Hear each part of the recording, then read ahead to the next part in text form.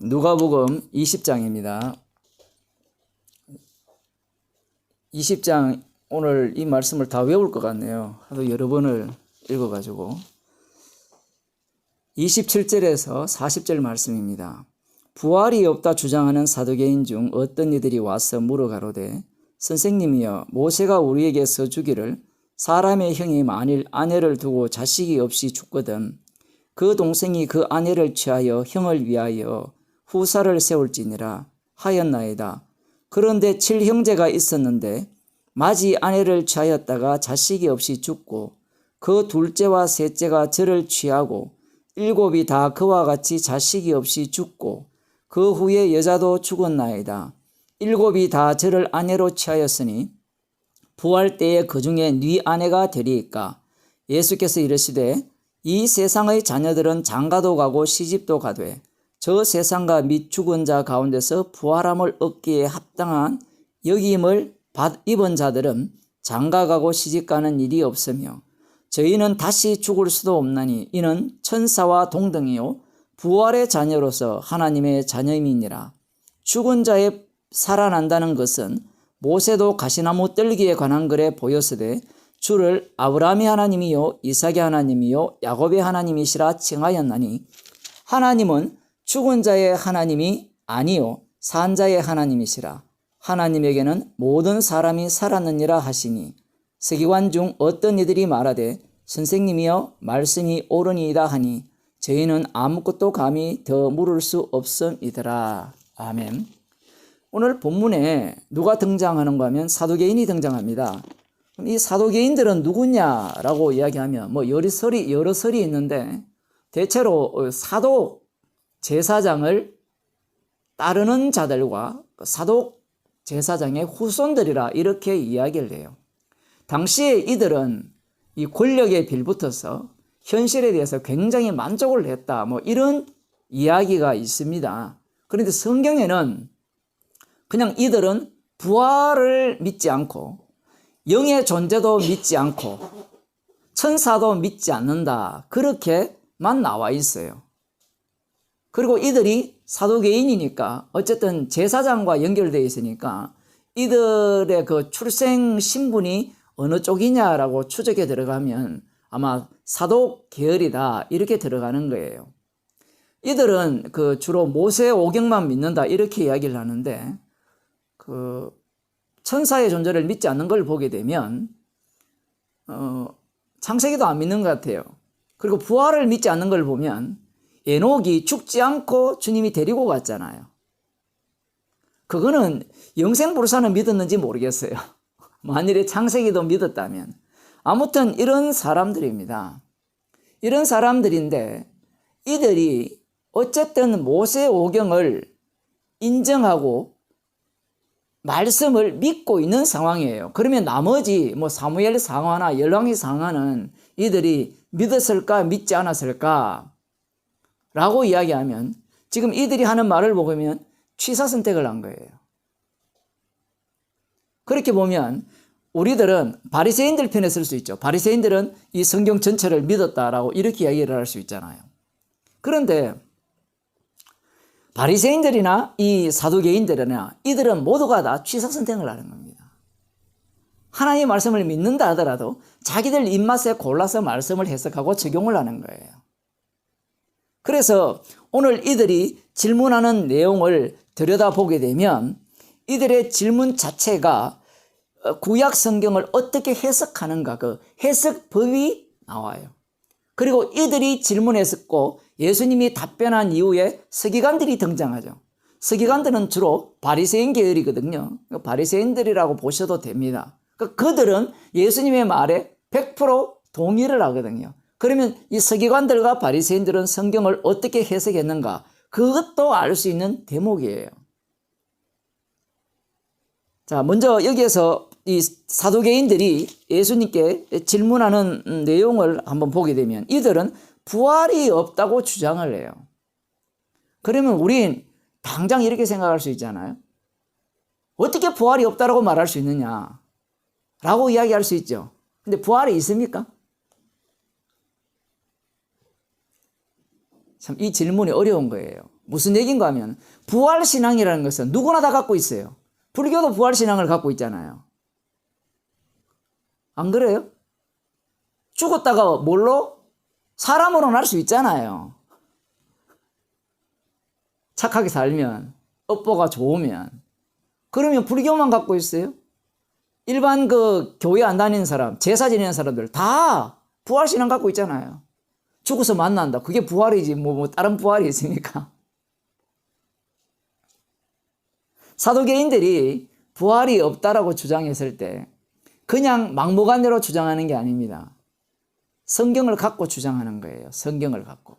그 성경을 갖고 이들이 주장을 했을 때 이들의 주장이 옳으냐 그르냐를 따지게 되면 우리들 입장에서는 그러다라고 이야기할 거 아니에요. 그러면 반대편에 있는 바리새인들의 주장은 또 옳다라고 이야기할 거 아니에요.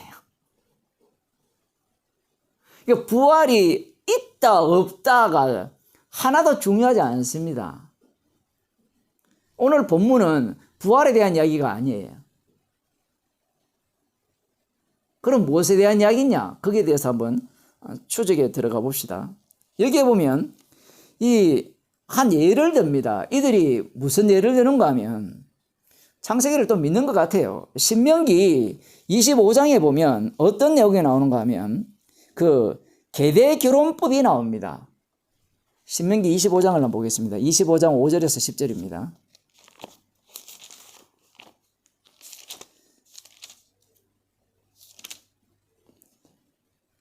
구약성경 300쪽인데요.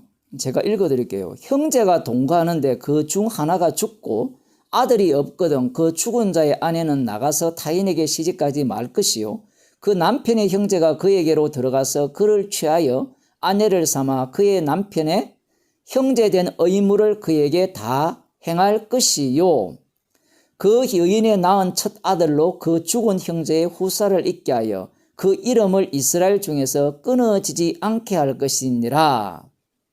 그러나 그 사람이 만일 그 형제의 아내 취하기를 절개하지 아니하거든 그 형제의 아내는 그 성문 장로들에게 나아가서 말하기를 내 남편의 형제가 그 형제의 이름을 이스라엘 중에 있기를 싫어하여 남편의 형제된 의무를 내게 행치 아니하였다 할 것이요.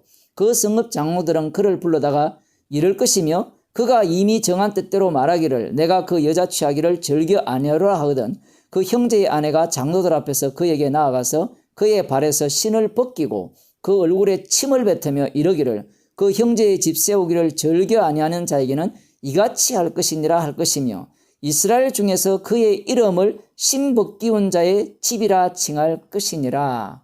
하여튼 말씀이 독특한데 형제가 여럿이 있을 때 마지 형이 결혼을 했어요. 근데 그 마지 형이 결혼을 해서 아들을 못 낳았습니다. 후사를 이을 아이가 없어요. 그럴 경우에는 동생이 그 형수와 결혼해서 후사를 이으라는 얘기예요. 그래서 아들을 낳으면 그 아들을 형의 이름으로 기업을 이을 자로 등록을 하는 겁니다. 호적에 그렇게 형 밑으로 올리라. 지금 그 얘기를 지금 하나님께서 말씀하시는 거예요. 그래서 만일에 나는 그게 싫다 그러면 공개적으로 망신을 당하는 거예요. 그 집안은 신복기운 집안이다. 그런 소리를 듣는 망신스러운 어떤 대가를 치른다. 그 얘기를 하는 겁니다. 지금 사도계인들이 이 신명기를 알고 있어요. 여러분이 이 본문을 읽게 되면 창세기 38장이 떠오르죠. 38장에서 유다가 이스라엘의 아들이죠. 야곱의 아들 유다가 아들이 셋이 있어요. 엘, 오난, 셀라가 있었잖아요. 그 엘이 결혼을 했는데 자식 없이 죽었어요. 그래서 둘째를 줬습니다. 또 죽었어요. 그래서 며느리를 잘못 봤나 해서 며느리를 친정으로 돌려보냈어요. 근데 셀라가 장성해도 주지 않았죠. 그래서 며느리 다말입니까? 창기로 변장해서 아버지와 관계를 맺어서 자식을 낳게 돼요. 그때 유다가 뭐라고 이야기하는가 하면 네가 나보다 옳다라고 이야기하죠. 그 옳다라는 의미를 이 사도계인들이 어떻게 이해를 했고 이 신명기 25장에 나오는 이 계대 결혼법을 어떻게 이해하는가가 이 오늘 본문에 대한 어떤 이해에 대한 핵심 중 하나입니다. 지금 이 질문 자체를 보게 되면 무엇으로 이해하는가 하면 이들은 그냥 후사를 잇는 거예요. 그래서 이들의 사고방식은 부활이 있는 게 아니라 후사가 중요해요. 후사가 생긴다는 것은 나는 영원히 죽지 않고 산다는 이런 생각을 갖고 있는 거예요. 마치 이방 나라 사람들이 동일하게 갖고 있는 거죠. 자식은 곧 나의 생명의 연장이라 생각하잖아요. 사실은 DNA가 계속 살아서 움직이니까 그런 식으로 이해를 하는 겁니다. 그래서 지금 이 계대결혼법을 어떻게 이해하느냐라고 했을 때는 언약적으로 이해하는 것이 아니라 자기 자손들, 내가 영원히 하나님 앞에 산다라는 그 족보 개념이 강한 거예요. 아브라함의 혈통 개념이. 그래서 창세기 38장을 이해를 할 때 어떤 식으로 이해를 했느냐라고 할 때는 기업이 있게 해요. 기업이 있게. 왜냐하면 기업을 물은다 했으니까. 하나님이 주신 기업을 물을 자손이 생겼다는 것은 축복이라는 거예요. 그래서 자식이 없으면 뭐라 합니까? 성경에는 저주로 하잖아요. 자식이 끊어진다는 것을 저주로 하잖아요. 그러니까 이들이 성경을 해석할 때 그냥 막무가내로 해석하는 거 아닙니다. 에이, 그러면 목사님 촘촘하게 다 성경을 해석하지 못했지 않습니까? 라고 반박을 한다면 바리새인들도 똑같아요. 모든 성경을 촘촘하게 이렇게 해석해서 다 끌어와서 해석할 수 있는 능력을 가진 인간은 이 땅에 아무도 없습니다. 그 취사 선택이죠, 일종의. 그러나 중심은 무엇인가 하면 이들이 이 신명기 25장을 근거로 하여서 지금 계대결혼법을 시행을 할 거 아니에요. 쉽게 말하면 했는지 안 했는지 모르지만 이렇게 한 겁니다.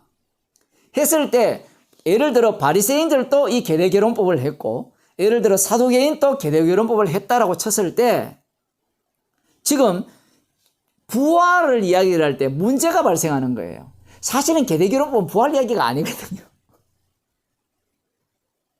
이 적용이라는 자체가 희한하게 하는 거예요. 사람들의 마음이 그런 거예요. 하나님께서 말씀을 주시면 그 말씀의 뜻에는 관심이 없죠. 하나님의 말씀의 뜻은 성령을 받아야 깨달아지니까.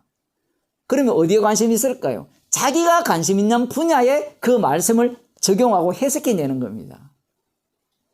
그래서 분명히 율법에는 이 계대결혼법이 있잖아요. 그러면 바리새인들은 이걸 어떻게 해석했을까요? 부활한 이후에.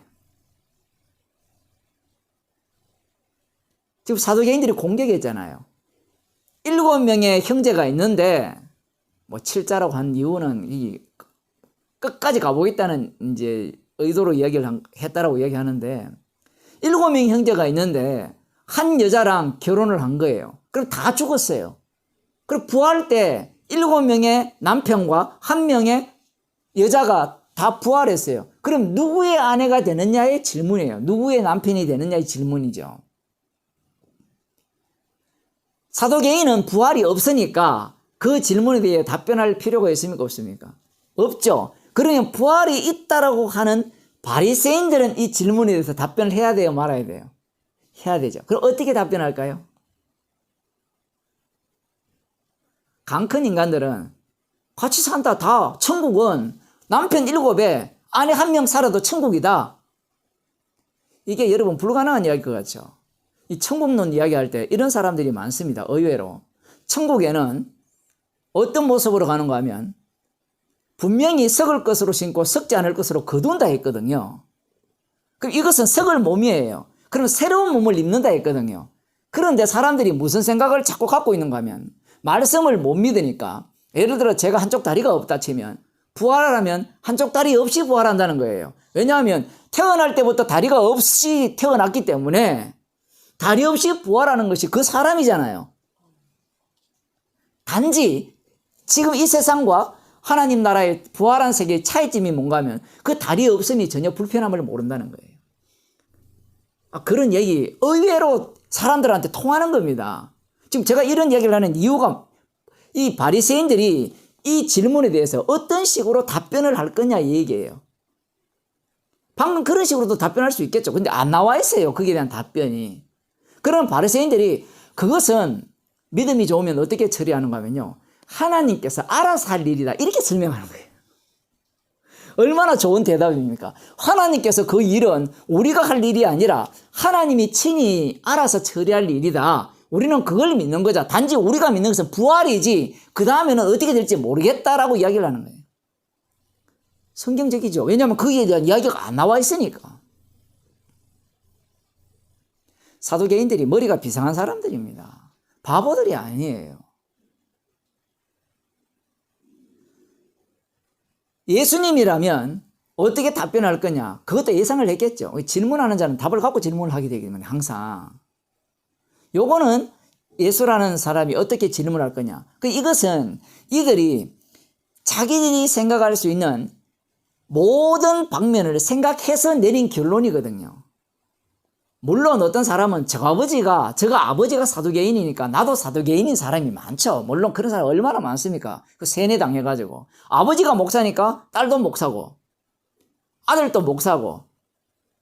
사실 개별자거든요. 다 다릅니다. 그런데 지금 어찌되었든 이들은 사두개인적 사고를 갖고 있는 거예요. 그래서 예수님께 질문을 냈는데 예수님이 뭐라고 답변하는가 하면요. 이 세상의 자녀들은 장가도 가고 시집도 가되 저 세상과 및 죽은 자 가운데서 부활함을 얻기에 합당히 여김을 입은 자들은 장가가고 시집가는 일이 없으며 저희는 다시 죽을 일 수도 없나니 이는 천사와 동등이요 부활의 자녀로서 하나님의 자녀임이로다. 죽은 자에 살아난다는 것은 모세도 가시나무 뜰기에 관한 글에 보였으되 주를 아브라함의 하나님이요 이삭의 하나님이요 야곱의 하나님이라 칭하였나니 하나님은 죽은 자의 하나님이 아니요 산 자의 하나님이시라. 하나님에게는 모든 사람이 살았느니라 하시니라. 말씀이 되게 길어요. 이 말씀을 요약하면 보통 사람들은 하나님은 산 자의 하나님이다 이렇게 해석을 해요. 그래서 한국의 좀 유명한 목사들은 이 본문을 이야기할 때 저처럼 똑같이 이야기합니다. 이 본문은 부활에 대한 이야기가 아니라 하나님은 하나님 앞에서는 모든 사람이 산 자라는 거죠. 이게 오늘 본문의 핵심이다. 지금 이 얘기를 하려고 한다라고 이야기를 해요. 근데 그것도 악마적 사고입니다. 왜냐하면 성경은 십자가를 전하거든요. 십자가가 나오지 않고 하나님 앞에서는 모든 사람이 산 자라고 되어버리면 하나님이 계시고 내가 있어요. 그러면 우리는 어떻게 살아야 되냐? 코람되고 해야 되냐? 하나님 앞에서 살아야 된다는 거예요. 얼마나 멋진 말입니까? 그렇게 사는 사람 누구예요? 이슬람교가 다 그렇게 살잖아요. 지금 예수님의 말씀은 굉장히 어렵습니다. 왜 어려운가 하면요. 이 말씀 자체를 질문한 자가 사두개인이죠. 사두개인은 6입니까? 0입니까? 6이죠. 6으로 질문을 했죠. 근데 예수님의 답변은 6입니까? 0입니까? 육적 단어를 쓰지만, 육적 말을 쓰지만 0의 말씀이 되죠. 그러면 사두개인들이 예수님의 말씀을 알아들을 수 있을까? 서기관들이 예수님의 말씀을 알아들을 수 있을까라고 했을 때는 못 알아들어요. 그런데 뒤에 보면 서기관들이 알아들었다 하거든요. 예수님 당신 말에 우리가 동의합니다. 100번 당신 말이 옳습니다라고 이야기를 하거든요. 그러면 사두개인들이 예수님의 말씀을 알아들은 내용이 그들이 반박을 못했다 했잖아요. 다시는 질문 못했을 때 그 수준은 누구 수준인가 하면 서기관 수준인 거예요. 예수님의 말씀을 그렇게밖에 못 알아들어요. 주석이나 목사들의 설교를 들어보면 대부분 어떻게 해석을 하는가 하면 육적으로 해석을 해요. 예수님의 말씀을. 왜냐하면 자꾸 이 성경을 뭘로 보는가 하면 가르침으로 보거든요. 배움으로 봐요. 오늘 아침에 어떤 강의를 들어보니까 오늘날 시대는 티칭의 시대가 아니고 러닝의 시대라는 거예요. 그러니까 그게 무슨 의미인지는 제가 잘 파악을 못했는데 이런 의미예요. 학교에서 뭔가를 가르쳐 주는 게 아니고 이미 나와 있는 걸 배우기만 하면 된다는 겁니다. 유튜브에 들어가면 수많은 자료가 다 있는 거예요. 수많은 석학들이 강의한 내용들이 다 있어요. 게으르지 않으면 다 찾아서 어떻게 자기가 그 분야의 전문가가 될 수 있다는 겁니다. 웹툰을 좋아하는 애들은 유튜브에 들어가서 웹툰을 배운다는 거예요. 대한민국이 웹툰 1위랍니다. 원래 일본이 1위였는데 네이버 웹툰이 세계적이랍니다. 그런 내용들을 그러니까 가르쳐서 배우는 게 아니라 알아간다는 거죠. 이미 정보가 다 나와 있으니까. 지금 이 예수님의 이 말씀 자체도 사람들은 배우고 알려고 하죠. 앞으로는 또 그런 시대가 될 거예요. 제가 몇 번 그런 얘기했죠. 설교자가 필요 없어요. 제 설교를 유튜브에 올렸잖아요. 그러면 인공지능이 제가 하는 설교의 내용을 다 조합해서 저 사람이 하는 내용을 무엇인지 다 뽑아내요. 키워드를 뽑아내고 이렇게 조작해내서 복음을 전할 수도 있다니까요. 똑같이. 근데 그게 복음이 되느냐 이 문제거든요. 이 성경 말씀을 이들이 예수님의 말씀을 들을 때 이 내용을 육으로 듣게 되면 모든 것이 가르침이 되고 알미 되고 이해가 돼요. 가르침과 알과 이해 속에서는 절대로 책망이 나올 수가 없어요. 반성밖에 안 나오죠. 나 이거 몰랐어. 나 이거 잘못했어. 근데 영영으로 말씀이 오게 되면 나 지옥 가도 마땅하구나 이런 고백이 나오죠. 여기에 보면 예수님의 말씀이 왜 어려운가 하면 이 세상의 자녀들은 장가도 가고 시집도 가되 저 세상과 및 죽은 자 가운데서 부활함을 얻기에 합당히 여김을 입은 자들은 장가 가고 시집 가는 일이 없다 이렇게 이야기했잖아요. 그럼 여기에 뭐가 나오는가 하면 이 세상과 저 세상이 나오죠. 그러면 당장 질문한 자들이 뭘 이야기했어요? 죽은 자의 부활을 이야기했잖아요. 그러면 이 세상과 저 세상을 이야기할 때 사도계인이 갖고 있는 이 세상과 저 세상은 어떤 개념이죠? 지금 사는 세상이 이 세상이고 저 세상은 부활의 세계죠. 예수님의 말씀을 그렇게 이해할 수밖에 없잖아요. 여러분은 어떻게 이해했습니까? 이 세상이 나오고 저 세상이 나왔잖아요. 100이면 100이 다 그렇게 이해를 해요. 그런데 잘 보세요. 뭘 잘 봐야 되는가 하면 한번 보세요. 이 세상의 자녀들은 장가도 가고 시집도 가되라고 했죠. 그러면 이 세상의 사람들은 장가도 가고 시집도 가죠. 그건 사실이죠. 그런데 저 세상과 및 죽은 자 가운데서 부활함을 얻기에 합당히 여김을 입은 자들은 저 세상과 및 저 세상이라는 표현이 그 세상에 사는 사람들이기죠. 방금 이 세상에 사는 사람들을 이야기했으니까. 그러면 저 세상 사는 사람들은 죽은 자 가운데서 부활함을 얻기에 합당히 여김을 입은 자들은 장가가고 시집가는 일이 없다라고 했죠. 근데 여기에서 죽은 자들이죠. 죽은 자들 가운데서 부활함을 얻기에 합당히 여김을 입은 자들은 장가가고 시집가는 일이 없다 했잖아요. 그러면 지옥 가는 자들은 장가 갑니까? 시집 안 갑니까? 갑니까? 요한복음 5장에 보면 예수님께서 여기 보세요. 요한복음 5장에 보면 예수님께서 선을 행한 자와 악을 행한 자를 선을 행한 자는 생명의 부활로 악을 행한 자는 심판의 부활로 무덤 속에 깨운다 하죠. 무덤 속에서 인자의 음성을 들을 때가 온다 했어요. 이 말씀과 지금 이 말씀을 보면 서로 안 맞아요. 왜냐하면 여기에 부활함을 얻기에 합당히 여김을 입은 자들은 장가가지 않고 시집도 안 간다라고 표현을 했잖아요. 이들은 하나님의 자녀들이거든요. 자녀들. 그런데 부활은 누가 돼요? 누구만 돼요? 누구만 되는 것이 아니라 모든 자들이 부활이 돼요. 악한 자들이나 선한 자들이나 천국 갈 자들이나 지옥 갈 자들이 다 부활된다 이 얘기예요. 그러니 지금 이 말씀이 벌써 모순을 갖고 있는 거예요. 예수님 말씀 자체가. 누가 보기에? 우리들이 보기에. 앞뒤가 안 맞잖아요. 그러면 누가복음이 하는 이야기와 요한복음이 하는 이야기가 다릅니까? 다르지 않아요. 같은 이야기예요. 그러면 이 말씀을 어떻게 이해하고 해석을 해야 되느냐 이 문제거든요. 이 말씀을 어떻게 받아들여야 되느냐 이거죠. 분명히 부활함을 얻기에 합당히 여김을 입은 자들은 장가가고 시집가는 일이 없다라고 표현을 했을 때 이 말씀은 어떤 의미를 담고 있느냐라고 할 때는 이 부활의 의미, 죽음의 의미가 중첩이라는 거예요. 다중구조로 되어 있어요.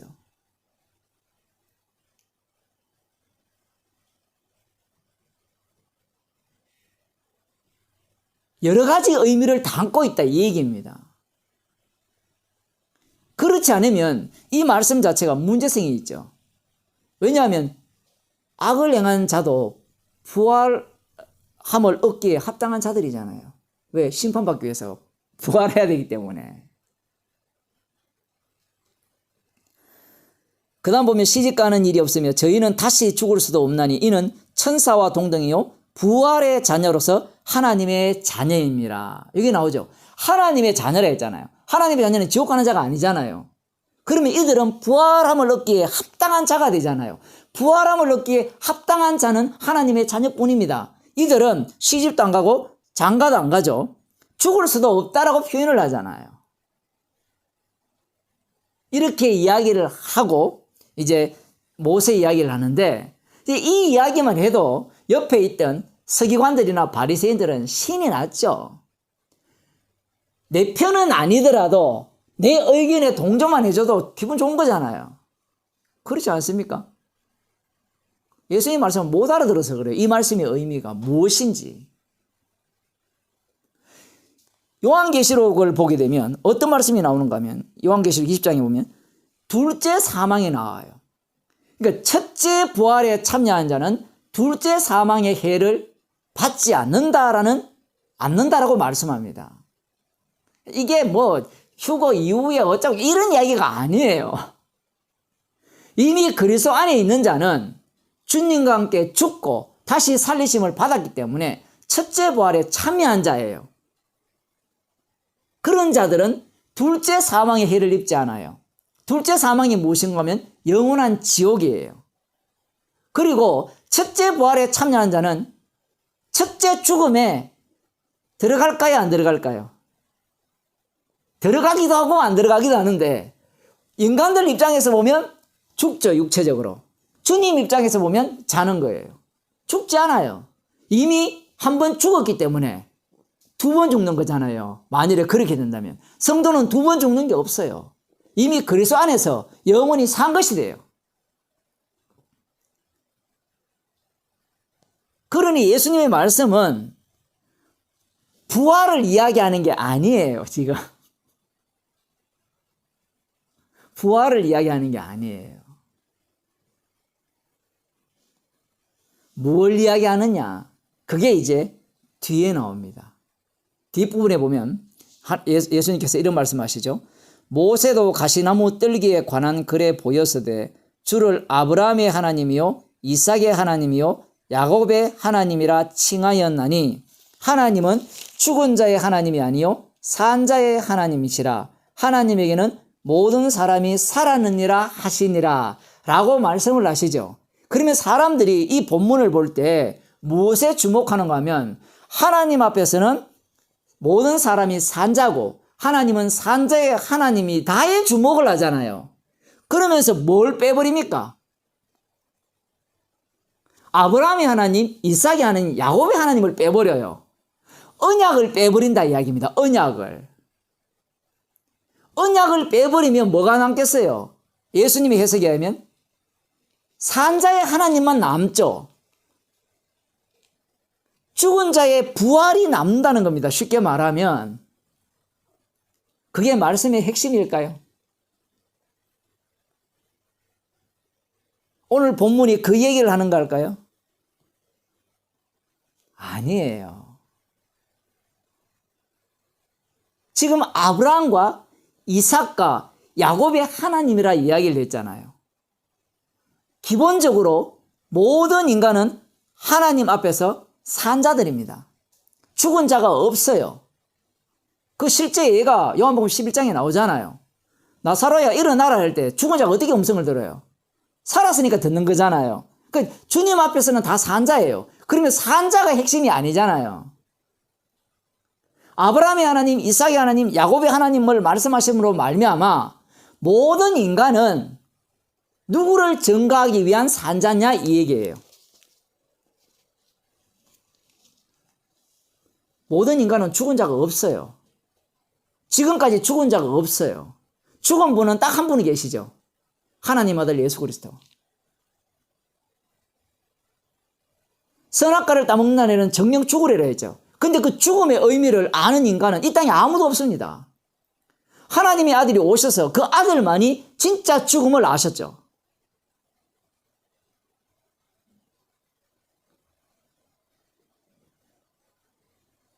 어떤 인간도 죽음의 의미를 아는 인간이 없습니다.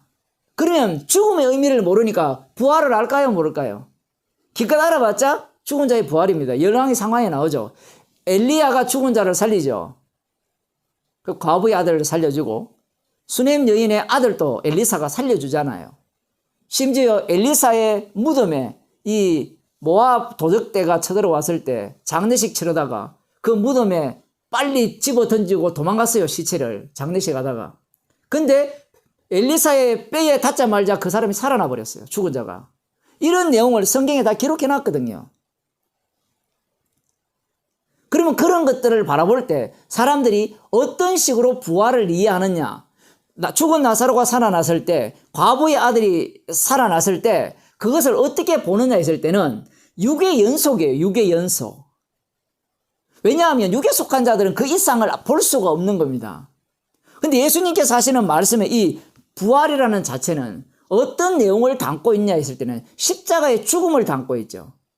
예수 그리스도와 함께 죽고 다시 살았을 때 그 산 자는 더 이상 자기를 위해 사는 것이 아니라 예수 대신 죽으신 그분을 위해서 살게 되고 그 안에는 누가 살고 있어요? 예수 그리스도가 살고 있는 거예요.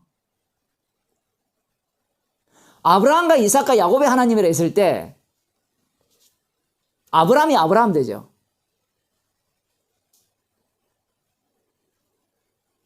야곱이 이스라엘 되잖아요. 그 속에 누가 활동합니까? 언약이 활동하죠. 주님이 활동하잖아요. 그러면 그들은 주님의 활동 장소로서의 몸이에요. 그러면 아브라함이 죽었어요. 아브라함이 죽었습니까? 언약을 위해서 아브라함이 등장했다가 사라졌을 뿐이죠. 근데 아브라함은 언제나 뭐예요? 산자가 되죠. 변화선상에서 죽은 모세와 엘리야가 살아났잖아요. 죽지 않고 있었잖아요. 그죠? 그런 의미로서 지금 예수님께서 말씀하고 계신 거예요. 이렇게 되면 성경이 되게 복잡해져 버리죠. 그러면 이걸 어떻게 봐야 되느냐? 이 세상에서 성도이든 그리스도 안에서 함께 죽고 함께 살았던 자든 아니든 그 모든 자들은 어떤 자들이냐라고 했을 때는 죽은 자죠. 처음에는 모두가 죽은 자인데 성도는 이미 부활에 참여한 자예요. 그러면 다시 죽는 일이 없다라고 이야기했잖아요. 죽을 수도 없다. 저희는 다시 죽을 수도 없다 했잖아요. 이것을 1차적으로 표현하면 첫째 부활에 참여한 자는 다시 못 죽습니다. 우리는 이미 그리스도 안에 있기 때문에 다시 못 죽어요. 아니 목사님, 스데반 집사님도 죽지 않습니까? 죽은 게 아니고 자는 거라니까요. 자기 때문에 주님이 불러내는 겁니다. 그걸 우리들에게 뭐라고 또 표현합니까? 그걸 죽은 자의 부활이라 이렇게 표현하는 거예요. 그런데 그게 진짜 부활입니까? 예수님과 함께 죽고 사는 게 진짜 부활이에요. 뭐가 진짜예요? 예수님과 함께 죽고 다시 사는 게 진짜 부활이에요. 그러면 육이 죽는 것은 뭐예요? 가짜 죽음이에요. 가짜 죽음. 진짜 죽음을 보여주기 위한 역할이에요. 그러면 육이 죽는 거에 가치가 없단 말입니까? 엄청 가치가 높아요. 왜냐하면 주님이 일을 하실 때 어떻게 일을 하시는가? 방금 나오죠.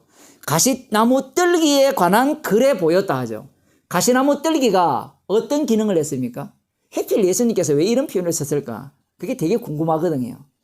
가시나무 뜰기라는 것은 가시나무 뜰기에 불이 붙으면 그게 연소가 되죠. 타버리면 jet밖에 안 남잖아요. 그런데 놀랍게도 불이 붙었는데 그 가시나무 뜰기가 어떻게 합니까? 타지 않고 재로 변하지가 않죠. 무슨 얘기예요? 이 얘기는 불을 보여주기 위한 가시나무 뜰기예요. 인간의 상식이라면 타서 없어져야 되잖아요. 그 기능을 위해서 가시나무 뜰기가 있는 거예요. 불이 꺼지지 않는 불을 보여주기 위한 가시나무 뜰기예요. 아니 그냥 돌에 불 붙죠. 돌은 타는 게 아니잖아요. 인간들이 생각하는 가시나무 뜰기는 불이 타는 거잖아요. 그 자리에 불이 타면서 그 가시나무 불이 꺼지지 않도록 계속해서 활활 타는 게 그게 누가 할 기능입니까? 이스라엘이 할 기능이에요. 불을 보여주기 위한 가시나무 떨기예요.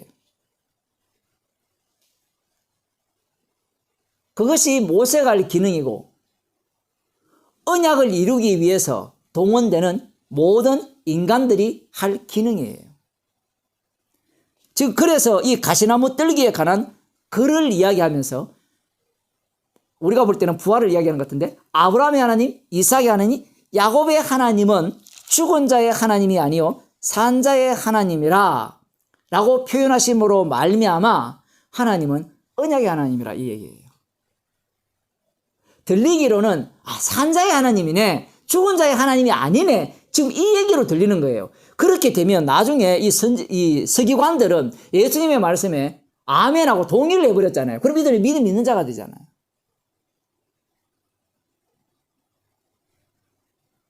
예수님께서 말씀하시는 것은 그들의 죄를 끄집어내는 거예요.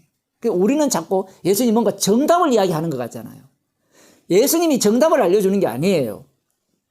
죄를 고발합니다. 성령이 오시게 되면 죄인임을 알게 되는 거예요. 이 말씀을 통해서. 어떻게 알게 되는가 하면 우리는 아브라함의 하나님, 이삭의 하나님, 야곱의 하나님을 보면서 산자의 하나님임을 믿어야 됩니다라고 생각하는 자체가 뭐예요? 사도개인과 다를 바 하나도 없는 거예요. 그 부활신앙이란 자체가 악마가 심어준 신앙이라 이 얘기입니다. 지금 예수님의 말씀은. 언약이 빠져버리잖아요. 지금 이 일이 어디에서 일어납니까?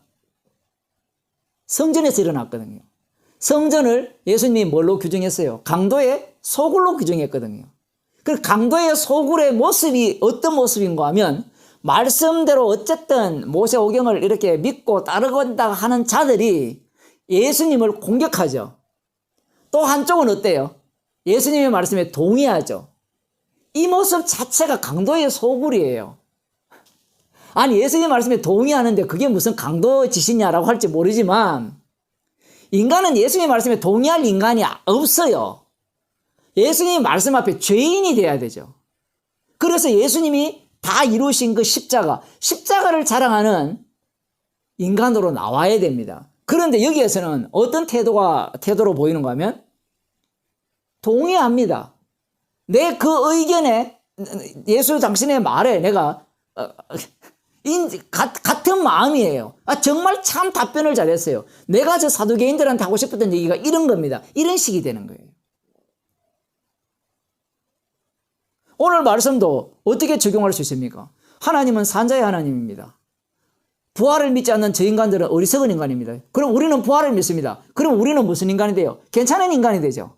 예수님이 분명히 의인을 부르러 온 게 아니라 죄인을 부르러 왔다 했잖아요. 그런데 자기는 부활을 믿는 인간이 되면 괜찮은 인간인데 그게 무슨 죄인이 돼요? 강도의 소굴의 모습이 얼마나 희한합니까? 예수님에 대해서 반대하는 사람이 있는가 하면 예수님의 말씀에 동의하는 사람도 있는 거예요. 그리고 성경을 해석하면서 자신들의 기능이 무엇을 위한 기능인지 전혀 모르는 겁니다. 아브라함의 하나님, 이삭의 하나님, 야곱의 하나님 누구나 다 알죠. 하나님 앞에서는 산자라는 것은 사두개인은 인정하지 않지만 바리새인들은 인정해요. 그러니까 둘 다 예수님이 공격하는 거예요. 그래서 인정한다고 그게 복음이 되느냐 이 얘기입니다.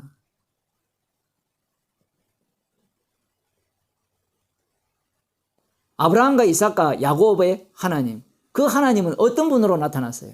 자기 목숨을 대속물로 내어주기 위해 나타나신 거예요. 그분과 함께 죽고 살지 않으면 죽음이 뭔지도 모르고 부활도 모르는 겁니다. 모르기에 여기에서 나오는 하나님에게는 모든 사람이 살았느니라는 말씀이 무슨 말인지 몰라요. 자기가 믿는 거예요. 그런데 이 말씀을 사도행전에 그대로 적용해버리면 스데반이 되었든 누가 되었든 모두가 다 주님 앞에서 산자죠. 왜냐하면 예수님과 함께 죽고 내 안에 누가 산다 했어요. 이제는 그리스도가 산다고 했잖아요. 산자잖아요. 새 생명 가운데서 사는 자들이잖아요. 그런 자들이 어떻게 살아갔습니까? 십자가 외에는 자랑할 것이 없습니다. 십자가를 자랑하면서 살았어요.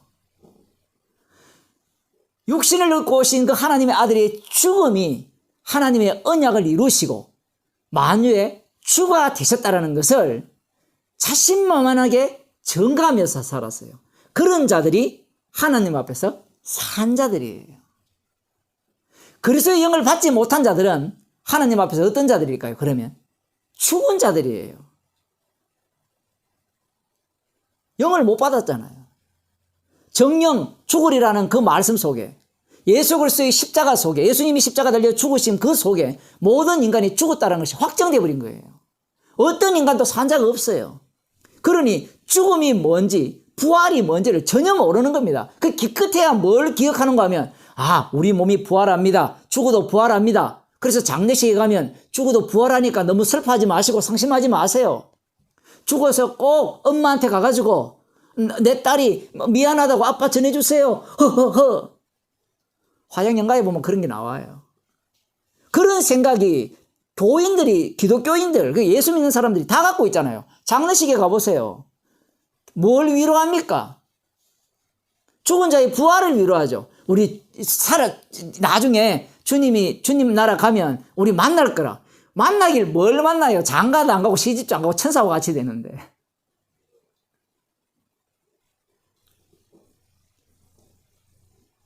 결국은 누구 사고방식이에요? 사두개인들이 비꼬는 바리새인들 사고방식이에요.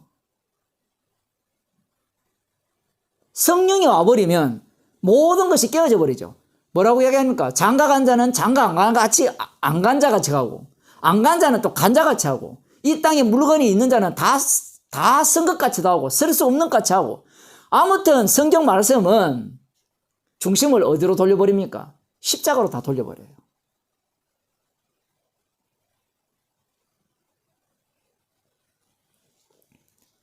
성경 말씀이 만만한 게 아닙니다. 우리가 이해하고 납득하고 받아들이고 동의할 수 있는 수준이 아니에요. 성령이 와버리면 이 말씀 속으로 성도가 휘말리게 되죠. 다시 한번 말씀드립니다만은 이 말씀을 통해 부활신앙을 가져야 돼. 하나님 앞에서는 항상 우리가 산 자야. 우리는 죽는 게 없어. 이런 믿음을 가져야 돼. 이런 결론을 낸다면 이건 악마가 외치는 소리입니다. 예수님의 말씀 앞에 강도의 소굴이 드러났어요. 서기관의 모습을 보인다면 그게 바로 강도의 모습이고, 사도개인의 모습을 보인다면 그것이 바로 강도의 소굴이 하는 짓의 모습이라는 겁니다. 아브라함과 이삭과 야곱은 자기 중심이 아니었죠. 언약 중심입니다. 정말 놀랍죠. 왜냐하면 아브라함과 이삭과 야곱의 하나님이 언약을 이루기 위해서 모세를 애굽에 보낸 거잖아요. 그죠? 이스라엘 중심이 아니에요. 언약 중심이에요. 그런데 지금 사두개인의 질문은 누구 중심으로 질문했어요? 한 여자와 7 형제 중심으로 질문을 한 거죠. 그럼 여기서 뭐가 빠졌어요? 언약이 빠져버렸어요. 다시 창세기 38장 이야기를 하면 그 계대결혼법을 시행한, 그러니까 유다가 자기 며느리 보고 너는 옳도다라는 그 유다의 옳다라는 그 의미를 이들은 이해를 못한 거예요. 우리는 언약을 이루기 위한 도구예요. 언약의 완성자가 오실 거 아닙니까? 여자의 후손. 그러니까 예수 그리스도가 오시기 위해서 우리는 그 기능을 담당하는 하나의 소모품이라는 얘기예요. 그런데 이들은 말씀을 자기 중심으로 끌어당긴 거예요. 관심이 자기에게 있는 거예요. 자기에게. 그런데 유다는 관심이 어디로 뺏겨버렸어요? 언약에 뺏겨버린 겁니다. 언약에. 방금 이 가시덤불 가운데서 나타나신 그 하나님 이야기를 쭉 하잖아요. 그죠? 여기에 보면 모세가 가시덤불 떨기에 관한 글에 보여서되, 지금 이런 이야기를 할 때 여기에서 핵심이 무엇인가 하면 언약이에요. 바리새인들이 이걸 모르는 게 아니죠. 사두개인들이 이걸 모르는 게 아니에요. 그런데 뭐만 속 빼버렸습니까? 언약만 속 빼버리고 자기 중심으로 간 거예요. 사두개인, 바리새인들도 그렇잖아요. 자기가 영생을 위해 성경을 연구하는 그들이나 사두개인들도 자기 현실 세계가 좋다, 부활이 없다, 그러니까 현실 세계에 만족하면서 이 땅뿐이니까 마음껏 행복하게 즐기고 살자. 그리고 마음껏 즐기고 사는데 방탕하면 안 돼요. 왜냐하면 내 자손이 또 복받고 살아야 되니까. 얼마나 건전한 생각이고 훌륭한 생각이에요. 말씀이라는 것이 자기중심으로 와버렸어요. 부활이라는 것이 자기중심으로 와버리니까 강도의 소굴이 된 거예요. 오늘날 교회가 부활이 다 누구 중심이에요? 나의 부활, 내 가족의 부활, 내 형제의 부활, 내 사랑하는 자의 부활 중심이에요. 강도의 소굴입니다, 교회가. 그 강도의 소굴임이 밝혀질 때 비로소 교회다운 교회가 되는 거예요. 그래서 여기에 예수님께서 이런 말씀을 하셨잖아요. 부활의 자녀로서 하나님의 자녀임이니라 이렇게 표현하잖아요. 부활의 자녀로서 하나님의 자녀. 어떻게 만들어집니까? 예수님의 죽으심으로 만들어지죠. 그러면 부활의 자녀는 뭘 증가하느냐? 예수님의 죽으심을 증가하는 자가 되는 겁니다. 기도하겠습니다. 하나님 아버지,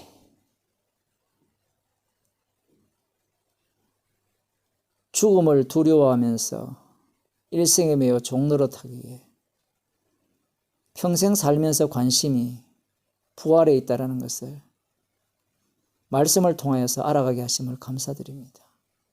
악마가 심어준 그 소망, 그 기대감이 예수님을 이용해서 내가 가고자 하는 곳에 가고 싶어하는 그 강도의 소굴임을 우리 자신들임을 알게 하심을 감사드립니다.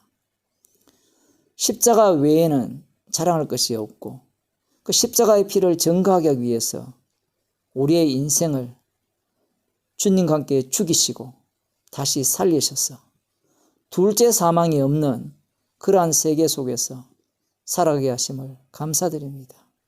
하루하루가 십자가의 증인으로 살아가는 것이 우리의 사명임을 알게 해 주시고 그렇게 살아가는 것이 감사의 제목이 되게 하여 주옵소서. 예수님 이름으로 기도드리옵나이다. 아멘.